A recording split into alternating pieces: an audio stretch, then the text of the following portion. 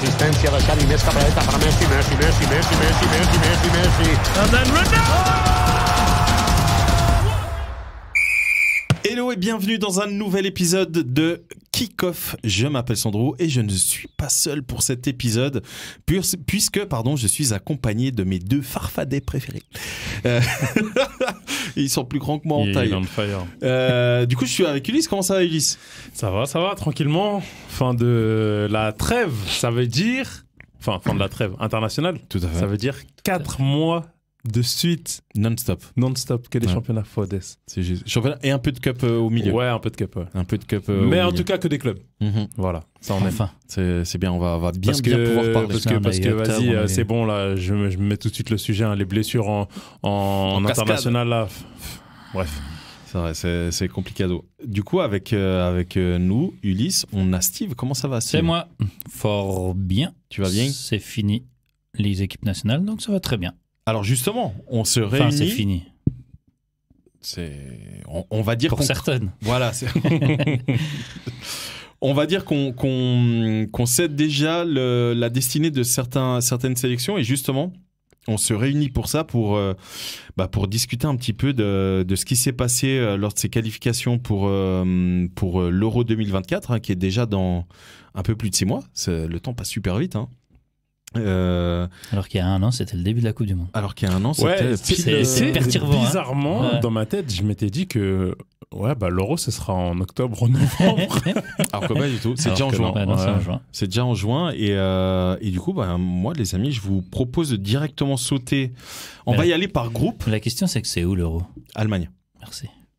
Allemagne. D'ailleurs, on va commencer par l'Allemagne. Pas comme ça. On va commencer par l'Allemagne. L'Allemagne qui est dans une forme. Mais alors, heureusement que c'est chez eux. Hein. Dans une forme. Alors, heureusement que c'est chez eux. Hein. C'est. Parce que ils ont gagné un match, c'est contre la France. Sinon, on va rentrer tout de suite dans le vif. On va rentrer tout de suite dans le vif du sujet. Ils ont perdu la Turquie, l'Autriche, le Japon. Quel a été le poste lors des 2 derniers matchs Arrière-gauche. De Kai Havertz? Les 2 derniers, j'ai bien précisé. Ouais, arrière-gauche, latéral gauche. Il a eu 2 postes différents ? Ouais. OMG. Non, mais arrière gauche, arrière droite. Latéral gauche. Et puis quoi l'autre ? Il me semble que c'était... Milieu défensif. Non, c'est juste les deux. Non, c'est les deux, c'est latéral gauche. Il jouait à 3 et lui jouait latéral... Ah, piston gauche. Ouais, piston. Ok. Havertz. Hein. Il a marqué un but. Ouais. Félicitations. Bravo. Il est contre qui ? Ça va peut-être donner des idées à Arteta. Contre qui il a marqué ? La Turquie. Ouais. Le résultat final ? Ils ont perdu 3-2. 3-2. Donc, si on fait un récap de l'Allemagne, donc depuis la Coupe du Monde, parce que c'est important de remonter. Mais tu peux même prendre la Coupe du Monde avec, hein. Oui, je rajoute. Ouais, parce que ça a été un fiasco. Ouais, je rajoute parce qu'en gros, il y a eu la Ligue des Nations juste avant la Coupe du Monde. Ligue des Nations, ils perdent 1-0 contre la Hongrie. 3-3 contre l'Angleterre et du coup, bim, c'est éliminé. Ensuite, il y a les matchs amicaux avant la Coupe du Monde. Ils jouent contre le Oman. Oman. Grosse victoire. 1-0. But de... Non, je rigole. But de Füllkrug. À tes souhaits. Mais ça c'est avant la Coupe du Monde, ça. Oui, c'est ça qui est... C'est juste avant. C'est juste avant la... match de préparation pour la Coupe du Monde. C'est un peu pour faire le récapitulatif là, de ce qui se passe avec l'Allemagne. On arrive en Coupe du Monde, premier match contre le Japon. D'ailleurs, le Japon... putain, c'est beau. Hein. Ils perdent 2-1 contre le Japon, 1-1 contre l'Espagne. Et ensuite, ils battent le Costa Rica 4-2, mais c'est déjà trop tard, ils sont éliminés. Ouais.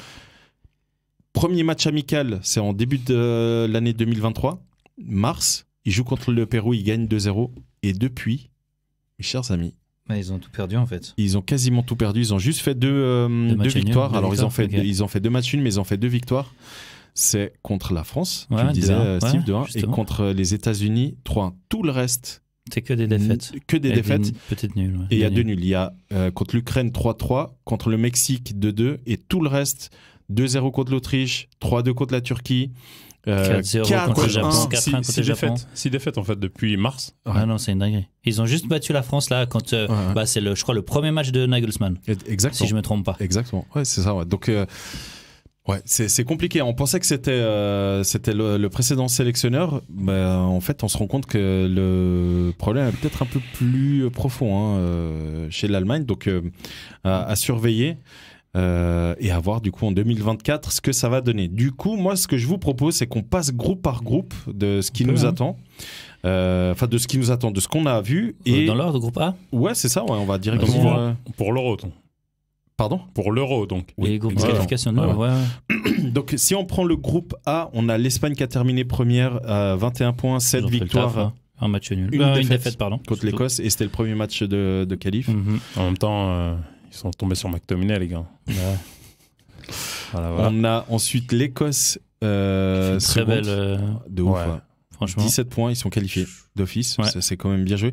Norvège, grosse déception. Clairement. Troisième, 11 points et surtout 3 défaites. Et on a la Géorgie, les amis, qui termine 4e, mais grâce à la Ligue des Nations. Je voulais demander justement, j'ai pas suivi. Parce qu'ils sont dans les barrages et je comprenais pas pourquoi. En fait, mais pas la Norvège, tu vois, parce qu'ils sont devant la Norvège au classement. Le problème, c'est que la Norvège, comme elle est dans la Ligue B des Ligues des Nations, il y a déjà trop de sélections de la Ligue B.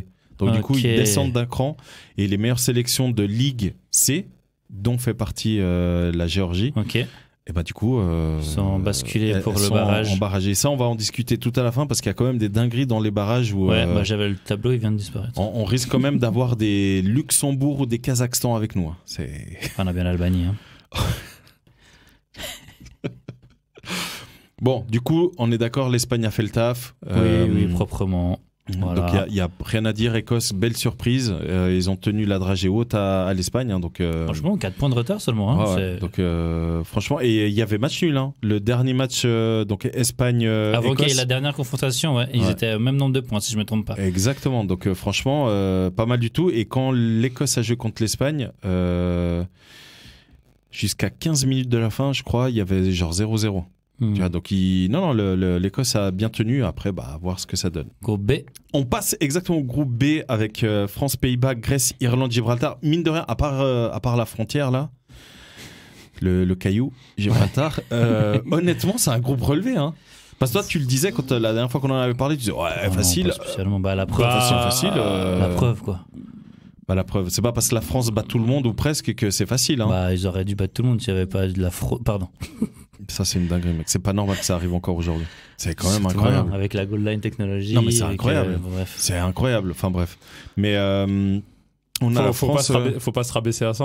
Ils auraient dû leur mettre 4-0 et c'est tout. Ouais, alors, Bon, ils vont pas gagner tous les matchs 14 non plus. Mais... 14-0, donc c'est quoi ? Record ? C'est en tout cas de la France. Ouais, mais de la France, oui. On va dire du football moderne. C'était 10-0 le record de la France contre l'Azerbaïdjan en 1995. Moi, j'ai encore des interrogations quant à la sélection, quant aux matchs qui sont faits face à ce genre d'équipe.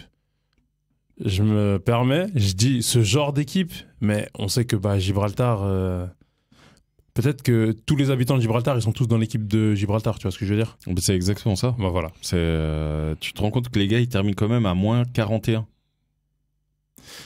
Donc oui, c'est super, ça fait que Mbappé, il va arriver plus rapidement à dépasser, j'en sais rien moi, Thierry Henry peut-être, mais... Avec des matchs comme ça, Saint-Marin, Gibraltar, je sais qu'il y a des enjeux, il y a des enjeux économiques, financiers derrière. Ouais, mais tu vois, exactement. Monaco, à la limite. Pour moi, Monaco, c'est le même combat que Andorre, c'est une principauté. Pourquoi c'est un club et l'autre pas. Tu vois ce que je veux dire ? Mais voilà, en fait, c'est ça. C'est qu'on arrive à parce des matchs. Parce qu'Andorre a les deux. Ils ont un club. Ouais, exact. C'est Andorre. Et en fait, le truc, on arrive à des scores qui sont aberrants. Ouais. Et des risques de blessures aussi. Parce que... Il y a eu. Voilà. C'est Warren Zaïre-Emery qui sort au bout de 15 minutes. Il marque son but. Il marque son but, il est blessé. Il se fait défoncer la cheville, carton rouge pour le défenseur et puis ciao. Tu vois, c'est ça. On arrive face avec des amateurs, donc, qui jouent face à des professionnels qui veulent jouer. Les amateurs, ils se disent c'est le match de ma life, je vais tout donner. Et en fait, je vais montrer que je vais blesser le gars pendant 3 mois, tu vois. Je vais montrer que je suis pas que conducteur de pour moi, je suis encore pas très à l'aise avec ce genre de match, plus trop. En fait, je me demande s'ils devraient pas faire quelque chose comme la Ligue des Champions. Tu vois, des tours préliminaires où t'as des têtes de série qui se qualifient automatiquement pour les groupes. Ouais. Les groupes sont du coup plus petits. Mais bon, après, le problème, c'est que maintenant, il y a tout le monde qui va à l'Euro. C'est ça, c'est qu'il y a tellement de participants clubs, maintenant. Mec, c'est beaucoup trop. Enfin, beaucoup trop. Grâce à ça, on a été champion d'Europe. On va en parler. On va en parler à la fin des clubs, des pays, pardon, qui vont potentiellement se qualifier. On va pas spoil. Mais c'est sûr que quand t'as Liechtenstein, Andorre, Saint-Marin, Gibraltar, enfin, voilà quoi. Tu sais déjà que ça va être du 0 point et point final, quoi. C'est ça. Enfin, Liechtenstein, je crois qu'ils ont marqué 2 buts. C'est possible, ouais, mais même. Voilà. Enfin bref. Donc du coup, ce groupe de la France, donc la France termine première à 22 points. On a les Pays-Bas derrière à 18 points. 29 buts marqués.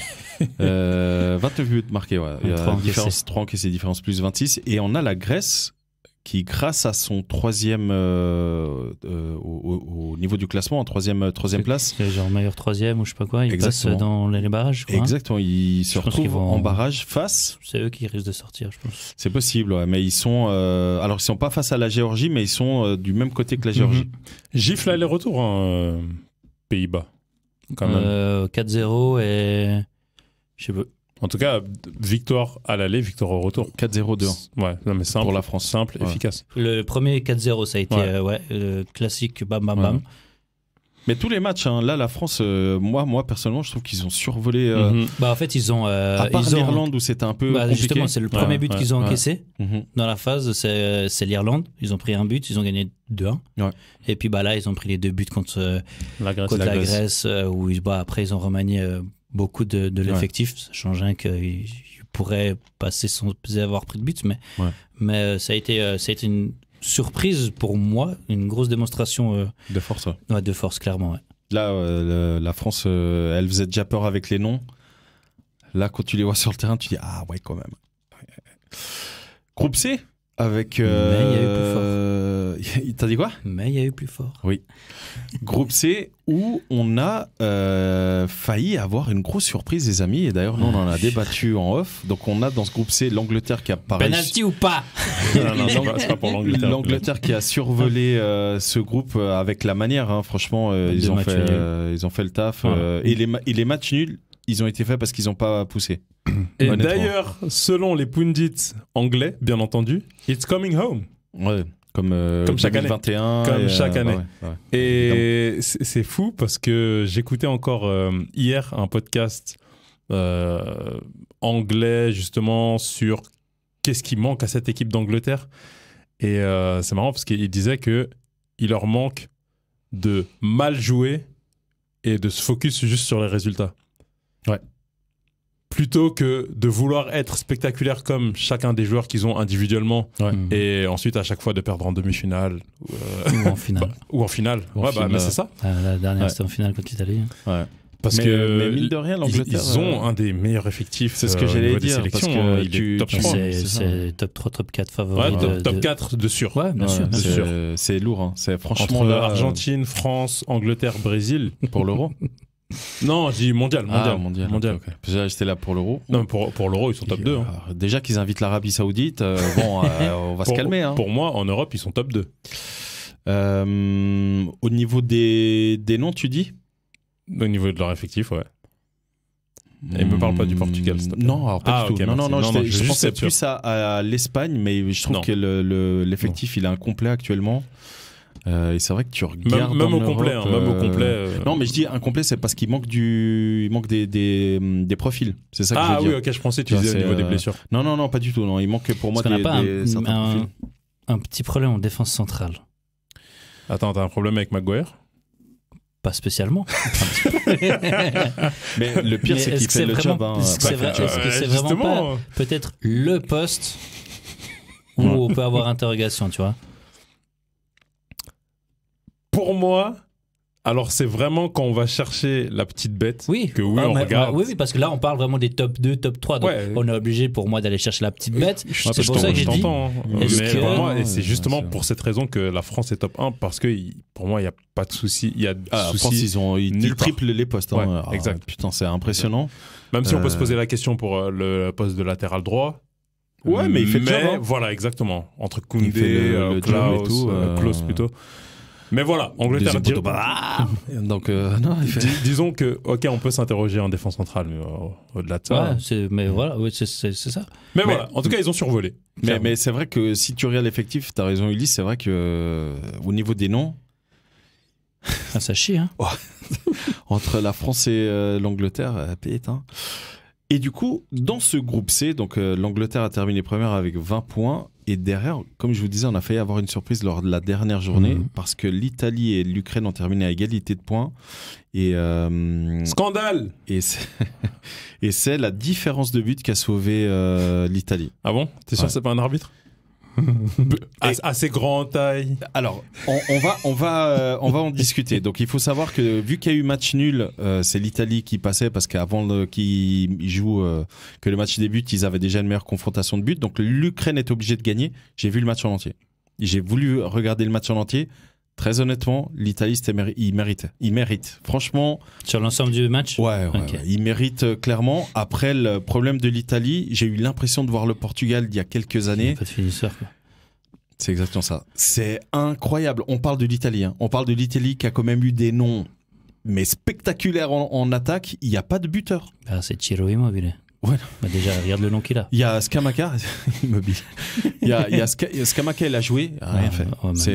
Et du coup, t'as des Chiesa qui n'arrêtent pas de bouger, etc. C'est ça, c'est que t'as des Di Marco, c'est ça qui ouais. apporte le truc. Et après, t'as plus personne devant. Il joue avec qui devant Raspadori moi, j'ai vu Scamacca. Ouais, Scamacca, Raspadori, en tout cas, il est titulaire. Mais Raspadori, c'est pas une pointe pour moi. Bah là, il joue en pointe là. Là, il joue en pointe. Donc, mais Steve, tu me contredis si je me trompe. Raspadori, c'est pas une pointe, non ? Bah avec Napoli. Ah ouais ? Gentiment. Parce que là, je vois Napoli il joue derrière l'attaquant, que ce soit Osimhen ou Simeone. Ouais, il joue en faux neuf. En faux neuf. Ou en support, ouais. Ouais, c'est ça. Ouais, ok, d'accord. Ok. Mais à Naples, il est là par contre. Hein. Ouais, il fait effectivement. À Naples, il joue bien. Ouais, mais après, c'est pas le même système de jeu. Bien sûr que non. Vraiment, surtout qu'il a quelqu'un devant lui qui plante. Lui aussi, il plante avec Naples. Donc maintenant. Ouais. C'est ce qui manque. Pour moi, c'est ce qui manque à l'Italie parce que la défense. Mais moi, je vais me répéter. Moi, j'adore leur piston. Moi, je vais me répéter. Mais... Tu sais qui il aime bien sûr, mec, le mec. Mais Acerbi, mais ce mec, à chaque fois que je le vois jouer... Le gars, il l'a découvert en 2023. Le mec, il a 34 ans, quoi. Le mec, 34 ans, t'es gentil, mec. Moi, je le vois... Là, je l'ai vu jouer. Franchement, il a sauvé l'Italie à quelques reprises. Mais à chaque fois que je le vois jouer, je me dis... Dans 2 mois, il a 36 ans, le mec. Et à chaque fois que je le vois jouer, je me dis, mais comment un gars comme lui... peut être professionnel. Je te jure, le mec, il donne que des coups. Il donne que des coups. C'est le Vislar à l'état pur. C'est une dinguerie, mec. Et à peine on le touche, il tombe. Il doit être argentin. Pardon. T'as tout dit. Je crois qu'on peut s'arrêter ici parce que si on commence à parler du Brésil-Argentine, les gars, je vais péter un plomb. Bref. Ça viendra. Si on revient donc sur Italie-Ukraine, à la toute dernière minute, il y a une action, si je me trompe pas, sur Modric. Et honnêtement, ça mérite un énorme débat. Parce que nous, du coup, on en a... Qui fait la faute, c'est l'autre à côté de Acerbi, comment il s'appelle ? Buongiorno. Non. Lorenzo Di Lorenzo ? Non. Di Marco ? Non. L'autre central, tu dis ? Ouais, je sais plus qui c'est. L'autre central, c'est Buongiorno. Ah ouais ? Ouais. Ah, c'est Cristante. Cristante. Oui. Alors, c'est milieu défensif. Mais il est rentré en milieu défensif. Ouais, c'est Cristante. Et on revient. Enfin, il fait faute, non. C'est pas sifflé en tout cas. Effectivement. Mais du coup, non, on en a fait action de jeu. Voilà. En tout cas, il gêne. En gros, nous, on en a discuté très rapidement en off, enfin par message le soir même. Moi, j'ai vu le match en live. Hein. Moi, je vois l'action. Je vais être très honnête avec vous, les amis. Pourtant, j'adore l'Italie. Mais je vois l'action, je me marre et je dis, il y a penalty. Et vraiment, hein, je vois l'action. J'ai vu le match sur l'équipe 21. Je vois l'action. Je me dis direct, bon, il y a penalty. Et je vois l'arbitre qui continue. Ça, non, mais c'est dingue, il va pas siffler ça. Non, mais surtout. Il remonte les trucs et je me dis, ça peut se discuter parce qu'il y a un angle de caméra où tu as vraiment l'impression qu'il touche exactement. pas. Mais vraiment, un angle de caméra, tu as vraiment l'impression qu'il touche pas. Mais il y a un autre, c'est flagrant. Mais tu as un autre où tu te dis, mais en fait, il le découpe, le gars. Merci. T'es d'accord? Et il touche pas la balle. Ouais. Donc du coup, t'es là, ah putain, ça peut siffler, mais ça peut ne pas siffler. Et l'arbitre ne consulte pas il va pas voir la VAR. Il consulte pas la VAR. Il dit juste à l'oreillette, on me dit qu'il n'y a rien. C'est ça en fait qui est ouf. Là, on parle. C'est la VAR qui dit. Mais on est dans les arrêts de jeu. Oui, bien sûr. Tu sais que tu sais que tu siffles, c'est fini. Ouais, mais ce que je veux dire, c'est que au moins. Ça ne devrait pas exister ces raisonnements, mais. Non, mais attends, même si les gars dans l'oreillette ils disent non, il y a rien. Je sais que faut leur faire confiance et tout ça, mais là, on est dernier match qualification pour l'Euro. Ouais. Il faut que si tu donnes pas raison à la personne qui est tombée au sol, que tu justifies que tu aies des arguments. Écoutez, je suis allé voir de moi-même. Ouais. Et pour moi, il n'y a pas de contact, etc. Pour moi, etc. Pas juste, non, en fait, je ne vais pas contacter la technologie, parce que sinon... C'est lui qui doit la contacter ou c'est eux qui ont dit... C'est eux qui ont dit il n'y a rien. S'il ne prend pas la décision, c'est la VAR qui doit juger. Ok. C'est uniquement des grosses décisions. Hors-jeu, donc s'il y a but, évidemment, hors-jeu, rouge ou du coup, penalty. Voilà. Si c'est pas sifflé, évidemment, ou même si c'est sifflé, ils peuvent dire non, pour nous, il n'y a pas. Encore une fois, on oublie la base du football. Félicitations les Italiens. Oui, ça c'est vrai. Mais on oublie la base du football. La base du football, et malheureusement, c'est en train de se perdre. Avantage à l'attaque. Toujours donner l'avantage à l'attaque. Même en jeu, mais c'est jamais le cas. Jamais. Et aujourd'hui, avec la technologie qu'on a, je ne comprends pas que les arbitres ne se disent pas je siffle et quoi qu'il arrive, la VAR est là pour me déjuger. Parce que je donne l'avantage à l'attaquant. Ouais, je vois. Tu vois. Donc moi, c'est ça où typiquement le hors-jeu, normalement, tu dois laisser. Tu siffles pas du coup. Normalement, tu dois plus siffler, sauf si c'est flagrant. Mais normalement, tu dois plus siffler. Tu dois laisser finir l'action. Mais imagine, tu siffles pas, il y a un gars qui vient découper l'attaquant. Il le blesse terriblement, alors que il est hors-jeu. Mais de toute façon, on siffle plus directement les hors-jeu en ce moment. Tu siffles plus. En tout cas, t'es plus censé siffler. En Angleterre, en tout cas, moi tu dois laisser finir ils laissent finir l'action et ensuite ils reviennent. Et après, ils reviennent si vraiment l'action se termine et qu'elle peut reprendre. Là, ils reviennent si effectivement il y avait. À moins que ce soit un gros hors-jeu. Là, généralement. J'étais en flagrant. Voilà. Mais ouais, là, du coup, sur l'Italie, évidemment que t'es italien, tu vas dire non, il n'y a jamais faute. Ouais, je l'ai fait bien. C'est exactement ce que le coach a dit. Oui. Et à l'inverse, t'es ukrainien, tu dis. Ouais, t'aimes le foot et tu dis c'est bizarre quand même parce que t'as Seferin il y a quelques mois ou quelques semaines qui disait l'Italie elle peut ne pas, c'est pas possible qu'elle aille pas à l'Euro, c'est une trop grosse perte. Ouais, il a dit ça de manière, grossièrement. Non, mais il a pas vraiment dit ça parce que du coup quand tu vas lire l'interview tu dis les gars il a pas dit ça en fait. En fait c'est sorti de son contexte, on le sait. Bien entendu. Parce qu'en gros on lui demande. Il a certainement dû dire que avoir le tenant du titre qui soit pas à l'Euro. C'est exactement ce qu'il a dit. Ça serait genre une catastrophe pour le pays. Parce qu'en gros, ils lui ont posé la question vous pensez quoi si l'Italie se qualifie pas? Et le mec dit, et c'est évident qu'il dit ça parce que c'est un pays de football. C'est suffisant. Voilà. Je suis désolé, c'est suffisant. Il n'a pas à dire ce genre de choses. Mais il n'a pas à dire. Je suis totalement d'accord. Je suis totalement d'accord. Donc, du coup, on a l'Ukraine qui se retrouve en barrage et on regardera après contre qui. Mais si l'Italie revenait en barrage, les gars. Je suis pas sûr que ça passe. Passe mentalement. Pour l'instant, les barrages, ça leur a pas grandement. C'est pour ça que je dis ça. Mentalement, ça aurait été compliqué. On passe au groupe D avec, je sais pas pour vous, mais pour moi, une énorme surprise. La Turquie qui passe tête de groupe, en fait. Ça fait tellement longtemps que je les attends. Là, ils ont une belle génération. Franchement, là, ils sont en train de construire quelque chose d'assez intéressant. On a la Croatie qui passe également en seconde position et on a le Pays de Galles qui est à nouveau barrage dans la partie A. Donc, en plus, Pays de Galles qui peuvent revenir alors qu'ils ont perdu des joueurs clés. Charismatiques. On a des Bales qui sont plus là. Un infirmier. Ouais, c'est ça. Ouais. Donc, t'allais dire, Ulysse non, j'avais juste rigolé. et Voldemort. Ah putain, ouais. À chaque fois qu'il marque, Gordon Ramsay. Et groupe E, pour moi, c'est la plus grosse surprise. Alors honnêtement, je les attendais vraiment pas là et je suis content. Les troisièmes, c'est dur. Des troisièmes ? Les troisièmes du groupe E. Pourtant ils vont. C'est la grande déception, donc oui, c'est clairement une surprise. Pourtant ils vont en barrage. malgré eux, parce que félicitations à l'Albanie qui a c'est passé vraiment premier. Voilà. Et bien, avec bien. la manière. C'est pas genre ils ont gratté. Non, c'est vraiment avec la manière. Une seule défaite. 12 buts, 4 buts encaissés seulement. Exactement. Franchement, c'est. Non, c'est très très propre. Les Tchèques, propre aussi. Ensuite, on a la République tchèque, exactement. Juste 2 buts. Et on a la Pologne qui passe de 1 point devant la Moldavie. Et en fait, la Moldavie, le dernier match était contre la République tchèque. Okay, ils ont perdu 3-0.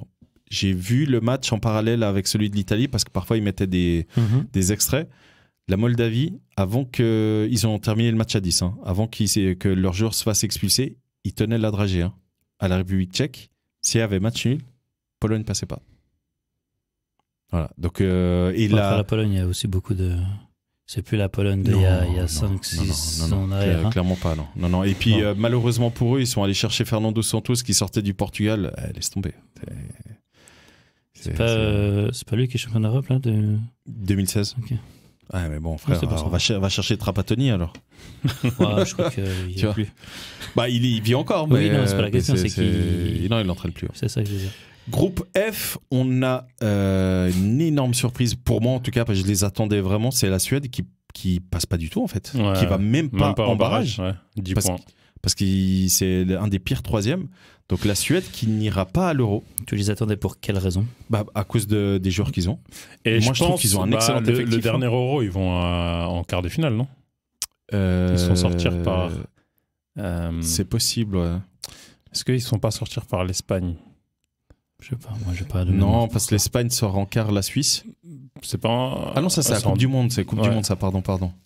Écoute, je me souviens plus de l'Euro 2000... Non mais si, t'as raison. Non, t'as raison. C'est ça. Ouais, t'as raison. C'est Espagne qui sort la Suisse. C'est ça. Ouais, t'as raison. Ouais, mais je sais plus. Mais en tout cas, ils sont allés au knockout phase. C'est possible. Ouais. Mais tu vois, ils ont quand même moi, je trouve qu'ils ont un bel effectif. Alors évidemment que c'est pas comparable à l'Angleterre et tout, mais en face, t'as Azerbaïdjan, Estonie, Autriche, Belgique. Autriche a fait le taf. Pour moi, l'Autriche n'a pas un moins bon effectif que la Suède. Moi je trouve que si. Par contre, l'Autriche a. En plus, avec Attends, Salzbourg. Redis ça. Quoi ? T'as dit que l'Autriche a un moins bon effectif que la Suède ? Non, Steve a dit que l'Autriche a un moins bon effectif que la Suède. Ah ouais, moi non plus. C'est pour ça que toi t'es ultra surpris, mais moi je trouve pas que l'Autriche fait tâche devant la Suède. Je dis pas que ça fait tâche, mais 9 points de différence. C'est pas mon problème. Enfin, je sais pas, tu te rends compte quand même que l'Azerbaïdjan a tapé la Suède 3-0. Écoute, tu vois, donc t'as des résultats comme ça, tu te dis les gars, bref. Donc du coup on retrouve la Belgique et l'Autriche, donc Psartek à eux. Et on a le groupe G, là aussi tu te dis mais c'est passé quoi dans... En fait t'as certains groupes, tu dis mais c'est quoi ça ? Donc le groupe G, t'as Hongrie qui passe en tête, en tête. Donc c'est bientôt en 2016, vous avez fait mal, La Hongrie ? Bah ouais. Mais non. Arrête. Avec ce gardien légendaire. Mec, avec son pyjama. Gulacsi. En plus, quoi, le Portugal, ils avaient fait juste match nul contre match nul contre tout le monde sauf la France. 33. Non, on a battu la Croatie. Pardon. Croatie. Le tir au but. Pas du tout. Non, 1-0. Prolongation. Quoi, ce que je dis, c'est le même combat. Tir au but, prolongation. Oh, waouh. Il est mauvaise. Le somme est toujours là. Oui. Alors. À vie. Mec, t'as été champion du monde l'année d'après. Ça va. Si tu veux, on échange. Il n'y a rien à échanger, vas-y, continue sur la Moi, Hongrie. je veux bien une petite étoile. La Hongrie, donc c'est 0 défaite. 0 défaite. C'est Soboslai qui tient la mec, baraque. il a pris le micro, il a chanté tout, la totale, mec. Putain, Hongrie propre. Derrière, on a la Serbie. 0 défaite. Ouais. On a la Serbie et ensuite on a Monténégro. Donc la Serbie évidemment qualifiée. Et ensuite on a le Monténégro qui termine péniblement à 3 points derrière la Serbie, troisième. Ouais. Lituanie, Bulgarie. La Bulgarie n'est plus la Bulgarie des années 90. C'est incroyable. Naturellement.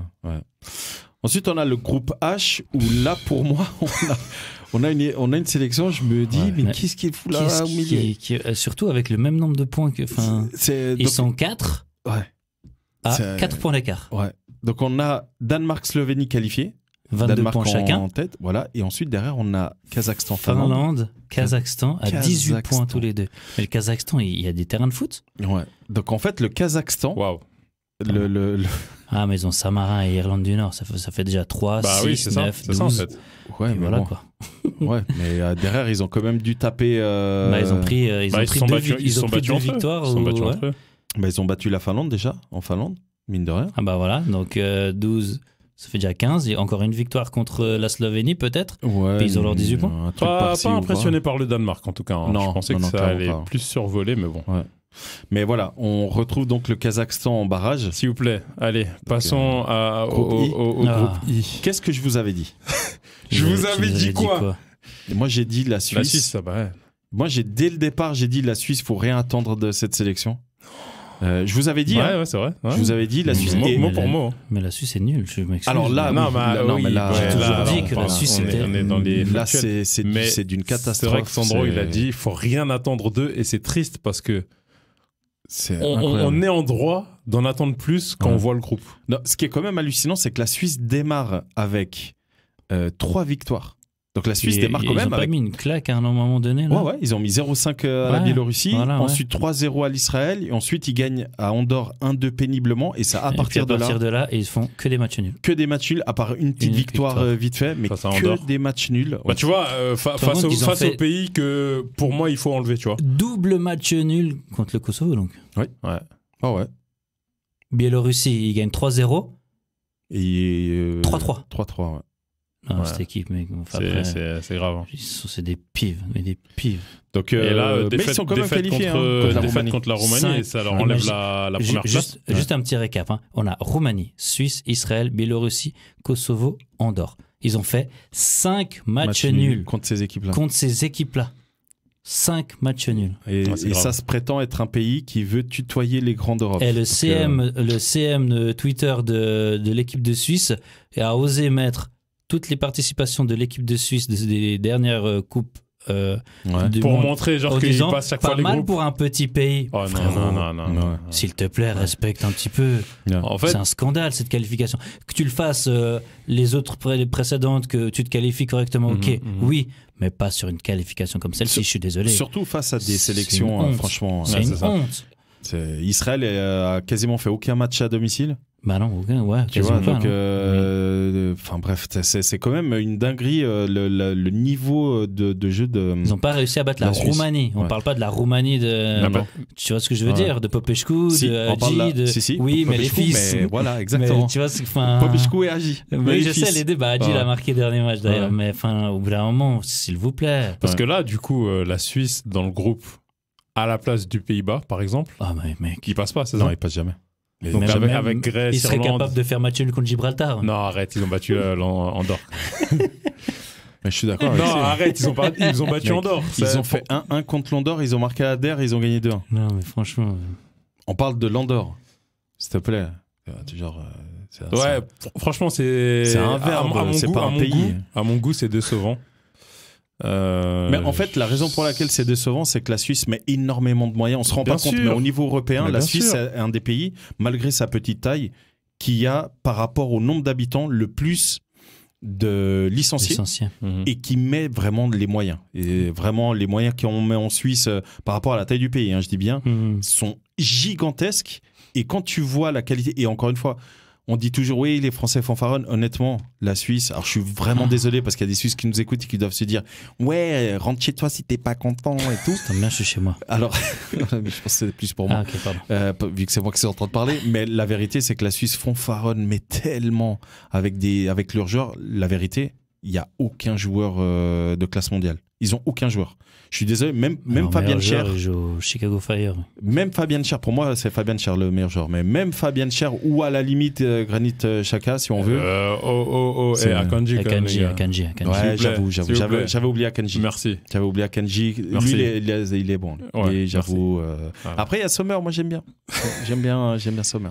Il est très vieux. Il joue encore avec l'équipe nationale. Titulaire. Il joue en équipe et titulaire à l'Inter. Bah ça, c'est aussi. Je comprends pas pourquoi ils mettent pas Kebel, qui est considéré un des meilleurs gardiens en Allemagne. Parce que Sommer, il a arrêté des pénaltys contre la France depuis, c'est un monument international. Il a mis Vogo, là, contre la Roumanie. Ah ouais? Ouais, ils ont bien fait. On termine par le groupe J avant de passer au qualifié. Du coup, vu que pour toi c'est clair, c'est limpide, que la Suisse, voilà, je vous avais dit quoi. Non, moi, c'est à cause du sélectionneur. Pour moi, c'est pas le bon sélectionneur. Moi, donc, du coup, ça allait être ça ma question. C'est quoi qu'il faut changer? Pour moi, c'est le sélectionneur. Mais il y en a plein qui disent ça. Hein. Pour moi, le sélectionneur n'a rien à foutre là. Pour moi, il n'a pas les compétences. Et il l'a démontré malheureusement dans les clubs où il est passé. Ce gars, c'est un ancien joueur historique de la nation. Mais pour moi, on parle de Murat Yakin. Oui. Mais pour moi, il n'a rien à faire à la tête de la sélection nationale. Pour moi, les joueurs ne l'écoutent pas. Et tu les vois jouer. Tu te dis... Mec, je crois que vous travaillez pas en fait. C'est vrai que au niveau de son passé en tant que coach, c'est faible. Ah, il y a rien. C'est faible. Même il a fait, Sion où il est en négatif, il fait beaucoup. Là, négatif. Non mais attends, c'est mon club. Hein, c'est juste pour commencer. Là, j'ai les informations devant moi. Getse où il fait 10-10 en termes de victoire-défaite. À chaque fois, je parlais comme ça. Non, il a pas quand même. Avec Bâle, oui. Alors oui, c'est 2012, voilà, 2014. C'est le Bâle. Ouais. Mais ensuite, Schaffhouse, avant d'arriver en sélection suisse, il est à 22, 26 matchs nuls, 29 défaites. Tu te rends compte que tu passes sélectionneur, l'entraîneur de Schaffhouse. Ouais. Mais qui est en négatif. Ouais. Qui est en négatif. C'est juste pas, un tiers de victoire, à peine. Schaffhouse. Mais c'est comme si demain. Il a 22 victoires, 29 défaites. Ah oui, c'est 26 matchs nuls. Ouais, moins d'un tiers. Ouais. C'est comme si demain, les Anglais, ils mettent le coach de. David Moyes? Non, il faudrait trouver. Faudrait trouver. C'est parce que moi, je suis quand même mancunien. Non, il faudrait trouver un joueur de foot qui réussit pas en tant qu'entraîneur. Ouais. Mais je vois ce que tu veux dire. Ouais. Bah, par exemple. Ouais, j'avoue. Grave. Exactement, mais exactement ça. Lampard, il est nulle part. Il a été saqué de nouveau par Chelsea. Il était intérim. Mais ouais, exactement. C'est comme s'ils mettent Lampard, alors que Lampard, ça se voit que ça marche pas, tu vois. Donc, ouais. Donc, du coup, ou même Rooney, hein. C'est comme s'ils mettaient Rooney. Ouais. Tu vois. Et encore, Rooney, je crois qu'il fait des bons résultats. C'est en train d'aller mieux. Ouais, donc, mais voilà, pour moi, la Suisse, pour moi, c'est très, très limpide. Hein. Je maintiens qu'ils ont des bons joueurs. C'est contrairement à ce qu'ils aimeraient, c'est pas des joueurs de classe mondiale, mais c'est des bons joueurs. Je maintiens qu'il y a de quoi faire une belle sélection, même avec des jeunes, mais pas avec cet entraîneur. Tu les vois jouer. Mais il y a Comisetti qui a fait un bon résumé sur justement le coach. Après cette défaite contre la Roumanie, c'est que les entraînements se remis en cause, l'attitude, c'est un très bon communicant. En fait, il est là, c'est un communicant. Ouais. Il disait qu'il est là, il sourit au caméraman, il est devant les... Super. Mais voilà, mais qu'après, intensité, il disait justement que, comme tu le disais, en Suisse, les footballeurs suisses s'exportent beaucoup dans les grands championnats d'Europe. Allemagne, Angleterre, et j'en passe. Et ils vont justement côtoyer des grands entraîneurs. Exactement. Avec de l'intensité, avec du jeu, avec du travail. Et là, tu arrives en deux semaines, 3 semaines, tu reviens en sélection, et puis genre tu fais des taureaux, tu t'entraînes plus avec la même intensité, puis du coup tu joues comme on dit, hein, tu joues comme tu t'entraînes. C'est ça. Après, moi je mets un petit bémol sur ce point-là. C'est que c'est un peu la même, et je dis toujours un peu, même pour les autres sélections, parce que avec en club, tu côtoies tes coéquipiers tout le temps. Bien sûr. Ton coach te connaît exactement. En sélection, des fois, il pourrait y avoir des nouveaux sélectionnés. Bien sûr. T'as rien avec eux, pas d'automatisme, ni rien. Il faudrait que tu regardes que tu lises, et je pourrais t'envoyer des interviews de certains sélectionneurs, dont Didier Deschamps, qui expliquent que contrairement à ce qu'on pense, alors contrairement non, nous on sait que le métier d'entraîneur de club et sélectionneur n'est pas du tout le même. Ah bah non. Mais il explique que en tant que sélectionneur, il a un énorme taf de préparation. Donc certains sélectionneurs sont en contact permanent avec on va dire un noyau dur. Et moi, d'après ce que j'ai lu, Hakan Yakin, c'est pas du tout le cas. Hakan, putain, décidément. Murat Yakin, c'est pas du tout le cas. Et c'est là, pour moi, où réside le principal problème, c'est que t'as des joueurs qui ne l'écoutent pas. Et ça se voit sur le terrain. t'as des joueurs qui n'écoutent pas, qui suivent pas les consignes, parce que tu vois que certains joueurs pressent ou font du contre-pressing, d'autres ne le font pas. Et du coup, tu sais très bien, on a tous fait du foot, que quand tu cours et ton collègue à côté qui est censé courir ne court pas, tu pètes un peu.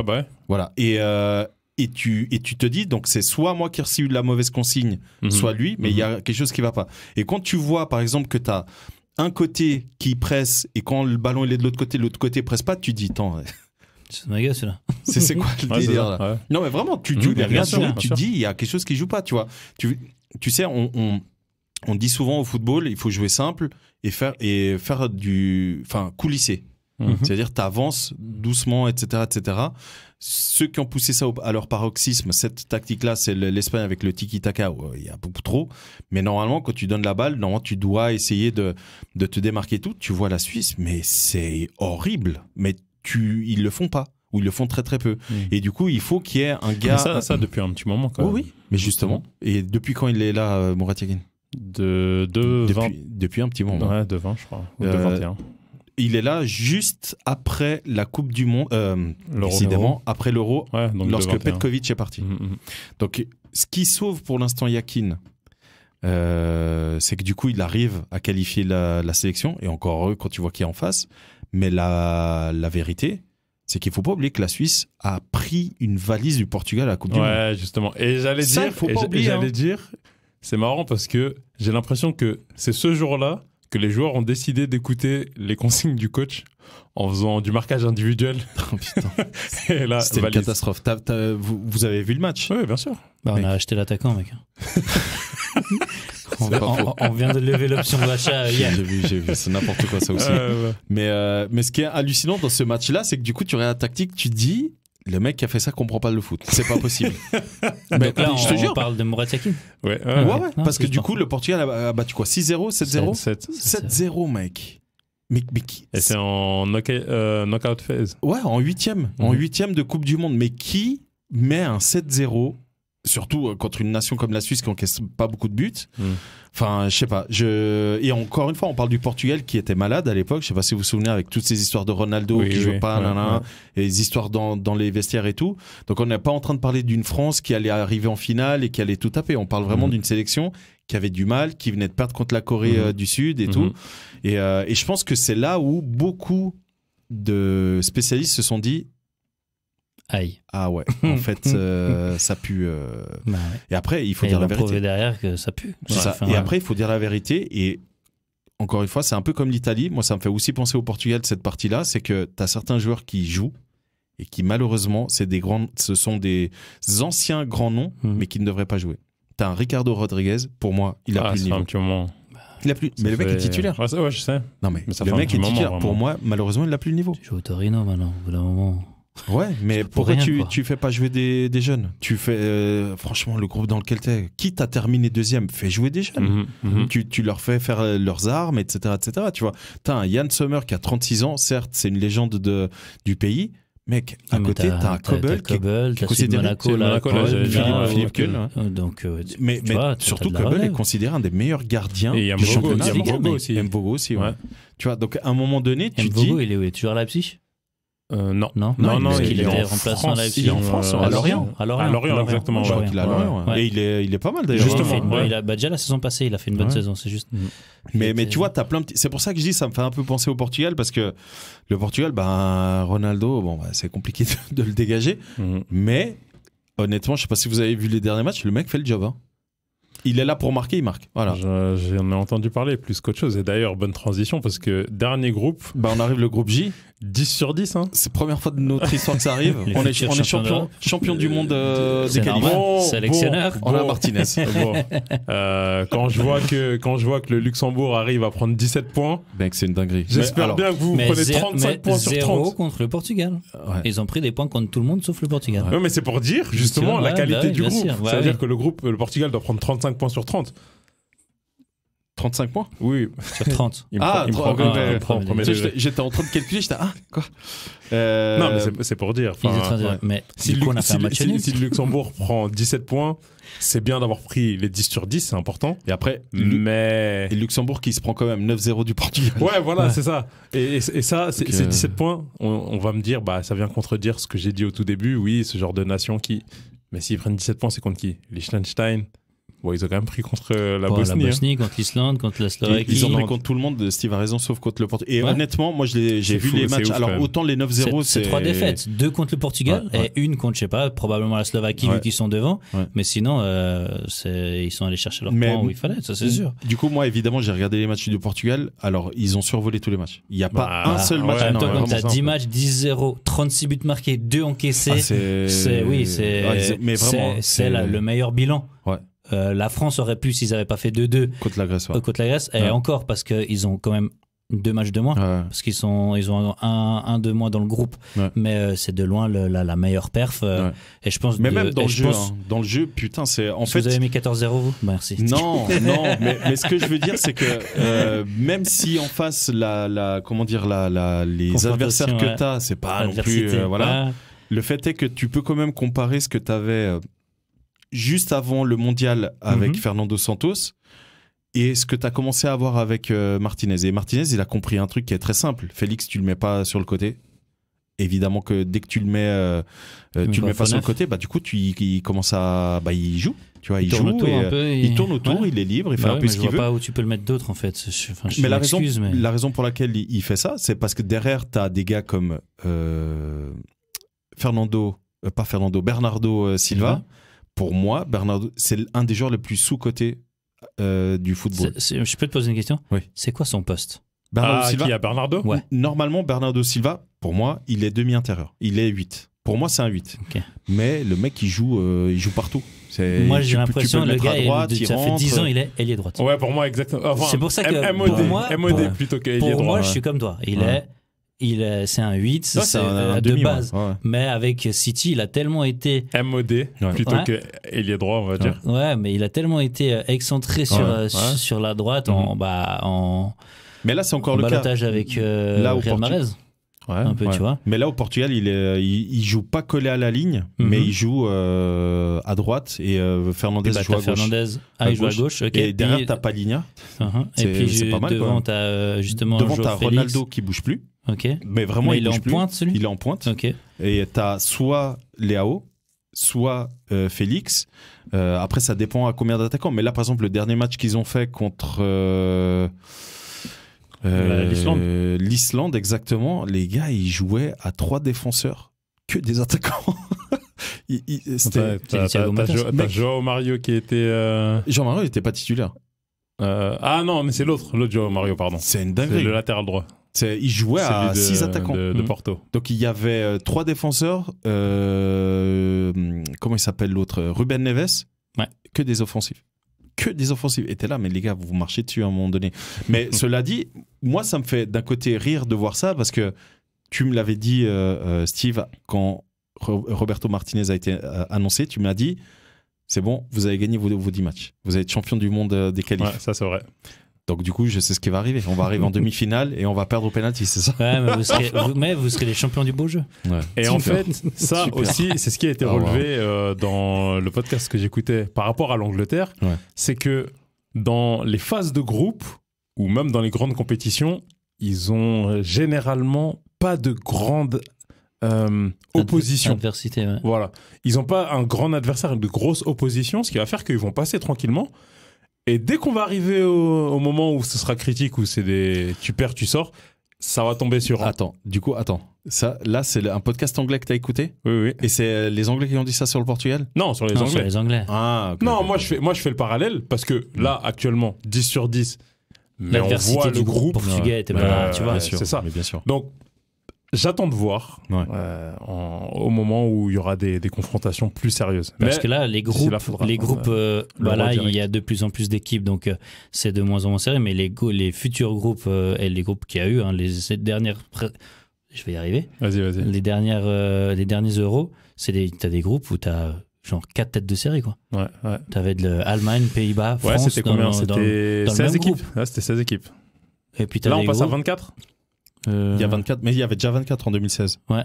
Parce qu'après, t'as les meilleurs troisièmes qui passent. C'est pour ça que le Portugal est passé. Avec 3 matchs nuls.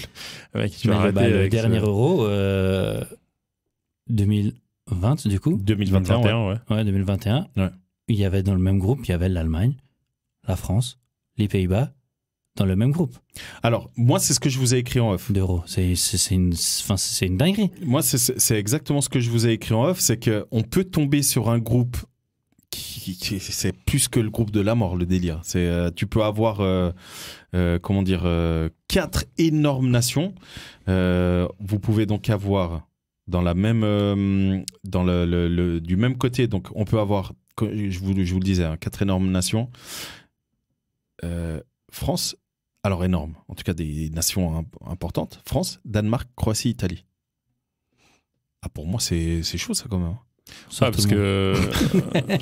Et à côté, tu peux avoir Belgique, Albanie, Slovénie, Luxembourg. Mais en fonction de qui a fini premier et qui a fini deuxième. Ah, là, c'est déjà les têtes de série sont déjà tout est déjà justement, fait. Justement. Déjà fait. Mais c'est ça que je dis. Parce que Croatie, ils ont fini deuxième. Et ils sont dans le... Italie, ils ont fini deuxième, pardon. Croatie, ils ont fini deuxième. Alors attention, Italie a fini deuxième. Mais du coup, à cause des points, ils sont dans le chapeau 4. Ah ouais, ok. Donc l'Italie est chapeau 4. France, chapeau 1. Champion en titre. Ouais. Ils ont fini deuxième, ils sont chapeau 4. Chapeau 4 parce qu'ils n'ont pas assez de points. En fait, là, pour les chapeaux, c'est les premiers, quoi qu'il arrive. Il y a cette histoire de Ligue des Nations aussi qui vient foutre là. Ligue des Nations, c'est uniquement pour les barrages. Ouais. Uniquement. Par contre, tu as ceux qui terminent premiers, quoi qu'il arrive, ils sont tête de série. Sauf, parce qu'il y a quand même beaucoup de groupes, les moins bons. Les moins bons premiers vont dans le chapeau 2 et ainsi de suite. Donc ce qui fait que vu que l'Italie ils avaient 14 points, je vous rappelle, donc c'est vraiment très peu, ils se retrouvent du coup dans le 4e chapeau. Danemark chapeau 2, Croatie chapeau 3, on a la Belgique chapeau 1, tête de série, Albanie chapeau 2. Ouais, bah oui. Slovénie s'il passe.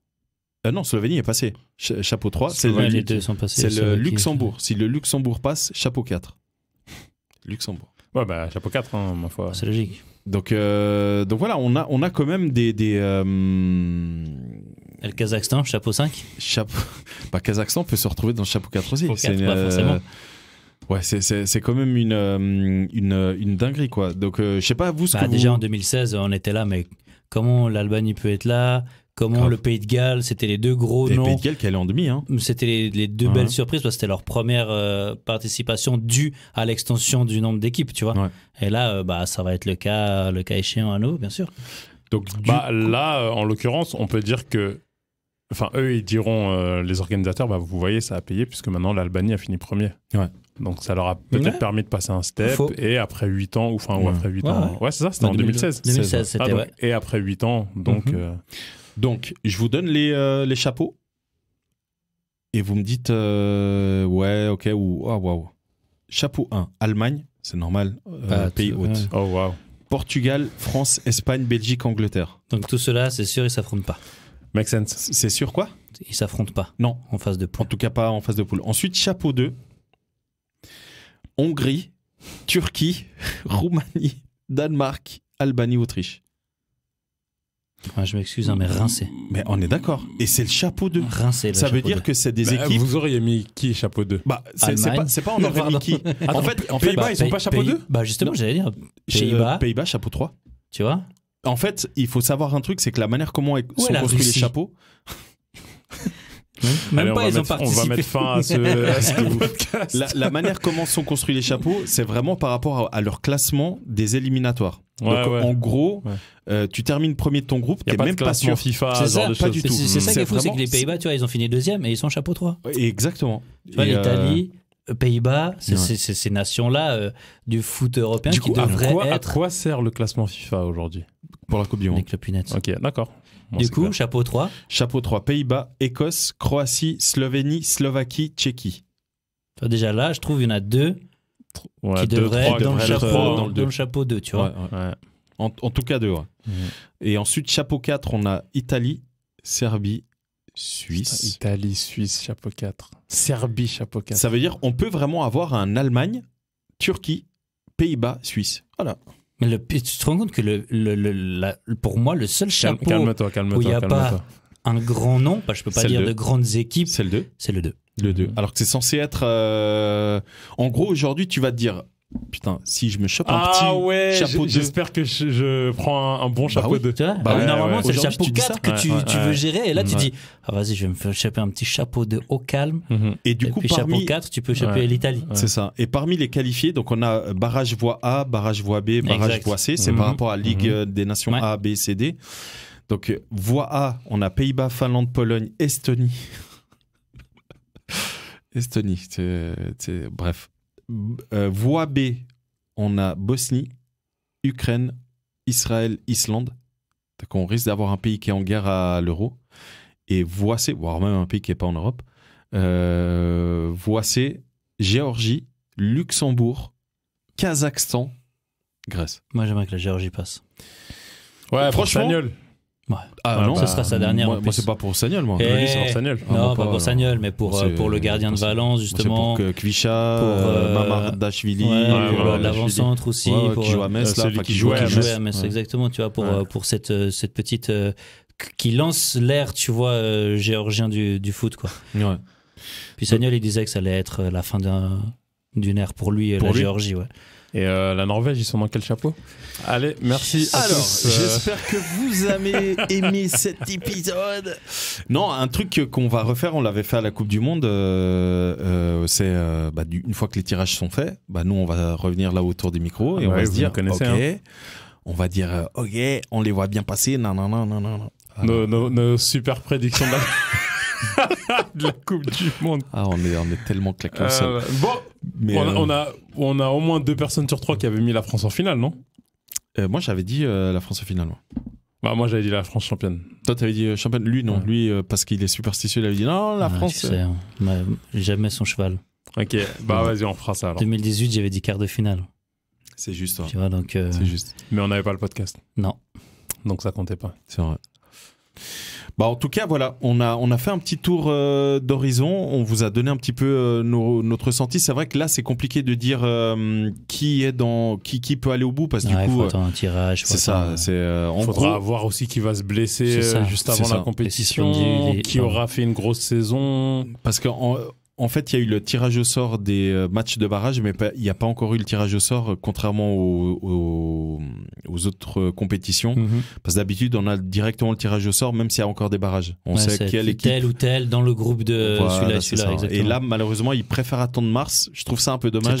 C'est tard, mars. C'est 26 mars. Comment tu travailles sur ton adversaire? C'est exactement ça. C'est exactement ça. Donc, je trouve ça un peu dommage. Parce que les barrages, ils sont quand? Mars 21-26. C'est super tard. C'est trop tard. 3 mois après, tu commences ta compétition, quoi. Oui. Et surtout pour les sélections, imagine, ils doivent, les sélections, en tout cas, les responsables logistiques, tu vois, ils doivent réserver les hôtels, réserver les terrains et tout. Ceux qui sont déjà qualifiés, ils peuvent déjà aller faire du repérage et tout. Alors, juste repérage. Mais ceux qui doivent attendre mars, ils auront 3 mois, je pense qu'ils anticipent et tout le monde va aller au cas où. Même si t'es le Kazakhstan, tu te dis, vas-y, peut-être j'ai une petite chance, je vais aller voir un peu ce qui se passe vers Brême là-bas. T'imagines Kazakhstan qui passe, mais c'est une dinguerie, mec. S'il passe, non, mais Luxembourg, gars. Mais franchement, Luxembourg, j'aimerais bien. Luxembourg, j'aimerais bien. Franchement, mais tu sais que je suis sûr qu'il y a des pays qui, selon dans quel groupe ils tombent, ils se mettent genre la Suisse, selon le groupe où ils tombent. Balle, mec. C'est exactement ça. La France, ils vont à Strasbourg et puis tu rigoles, mais c'est vraiment ça. Et puis, est-ce qu'on se ferait pas un match à cet Euro? Alors, figure-toi que j'ai participé au tirage au sort. C'est vrai? Il y a déjà eu? Oui, il a déjà eu lieu le tirage au sort des billets. C'était quand même 150 balles le billet. Donc, j'ai à chaque fois misé sur 3 billets pour 2 matchs. Ouais. Et tu mises à l'aveugle. Hein. Puis c'est quand que t'as les résultats? Si Sandro, il a un match de la Suisse. Moi, j'avais eu les quarts de finale de l'Euro en France. T'avais gagné le tirage au sort? Ma femme, elle avait gagné le tirage au sort et on a eu quart de finale France-Islande au Stade de France. Donc du coup, j'ai eu le retour de l'UEFA. J'ai malheureusement perdu les billets, mais ils m'ont envoyé un nouveau mail aujourd'hui. Un lot de consolation en disant vous pouvez reparticiper. Vous pouvez reparticiper parce que finalement, il y a des gens qui n'ont pas validé leur achat, donc il y a encore des billets dispo. Voilà les amis, donc c'est possible qu'on fasse un petit épisode en Allemagne. Ah là, ça serait tellement beau. Je vous le dis. Peut-être on n'aura pas de billets, mais on ira quand même en Allemagne. Ouais. On avec profite d'aller à Europa Park. Ouais. Voilà. En tout cas, comme je vous le disais tout à l'heure, c'est compliqué de dire actuellement qui est favori parce que les groupes ne sont pas définis, on ne sait pas les confrontations qu'il peut y avoir. Mais le fait est que, et là je crois qu'on est un peu tous d'accord, allez, on va se mouiller sur un top 3 des effectifs. France, Angleterre, ça, les trois, on est d'accord. Et le troisième... Portugal. Toi, tu trouves le Portugal ? Ouais. Moi, au niveau du... toi, tu dirais qui, Steve ? Je t'avoue que dès qu'il y a du foot de sélection, je suis un peu aux abonnés absents. Ouais. Après, si on se focalise sur ce qui s'est passé, sur les résultats, oui, c'est Portugal-Espagne, je dirais. Maintenant, sortir un sur les deux, je sais pas. Bien heureux celui qui pourra sortir Non, pas cette phrase. Si tu veux. Hein. Donc, En fait, moi, j'ai juste été pas tant que ça épris de cette équipe d'Espagne quand j'ai vu le résumé contre l'Écosse. Mm-hmm. Je me suis dit, ouais, ça... ça m'a l'air de manquer un petit peu d'expérience. Il y a toujours cet aspect-là où... Mais tu vois, quand tu as des grandes nations, quand tu as les Pays-Bas qui sont malades, l'Allemagne qui est malade, l'Italie qui est malade, l'Espagne où c'est plus... Aussi, peut-être qu'avec l'Espagne, on est tellement allé chercher très haut bien sûr. Avec les années 2000 et début 2010 que même quand ils ont une bonne sélection, on se dit, ah ouais, mais c'est pas la même. Tu vois ce que je veux dire ? De rien, ils ont une belle sélection. Hein. Donc moi il y a peut-être un peu de ça aussi, donc il faudrait peut-être un peu... Parce que là, si tu analyses concrètement l'équipe d'Espagne, pour moi l'équipe d'Espagne il leur manque la même chose que l'Italie, même si depuis toujours, j'ai envie de te dire, enfin depuis toujours. Ouais, mais je pense qu'ils étaient très confiance à Morata, les gars. Justement, moi je savais que tu allais parler de Morata et il plante, le fait est qu'il plante, mais la vérité c'est que pour moi c'est leur principal point faible. Pour moi ils ont une belle sélection, hein. Tu prends la défense, elle est ultra solide avec les deux Français. Donc, avec le Normand et la Porte. Non, c'est vrai. Elle est ultra. Tu prends le milieu de terrain. Pour moi, au niveau des noms, c'est un des meilleurs milieux de terrain avec, du coup, avec ceux que vous avez cités. France, Angleterre et Portugal. Pour moi, le milieu de terrain de l'Espagne, c'est solide. Hein. Tu vois, on a des Merino, Oyarzabal, Pedri, Ravi. Ça fait mal. Non mais franchement c'est hyper... Quand tu veux pour dire les gars de l'Atlético, hein. J'attendais juste ça. Ils y sont encore ? Il y a qui ? Coquet, ils y sont là les gars. Bah oui. Ah ouais ? Saoul aussi Non, Llorente. Ah, Llorente. Llorente c'est solide Marcos aussi. Llorente, j'aime beaucoup. Ouais, il est très très bon. Non mais franchement, moi l'Espagne, moi je dis attention. Et l'Italie, je dis toujours, une sélection qui va mal, c'est une sélection qui peut aller au bout. Voilà. On reviendra sur ça. C'est noté. Vous pouvez noter. On se donne rendez-vous au mois de juin pour l'Euro. Mais avant, évidemment, qu'on va parler de la reprise des championnats. Et du coup, pour ça, on vous donne rendez-vous pour un tout prochain épisode. Et n'hésitez pas à lâcher un petit 5 étoiles, ça fait toujours plaisir. On voit qu'il y a de plus en plus, donc ça fait plaisir. Mais encore plus, ça fait encore plus plaisir. Steve, merci beaucoup. Avec plaisir. Ulysse, merci beaucoup. Ça fait plaisir. Les auditeurs, ça fait plaisir. Et on vous dit à tout bientôt. Allez, ciao. Plaisir, ciao.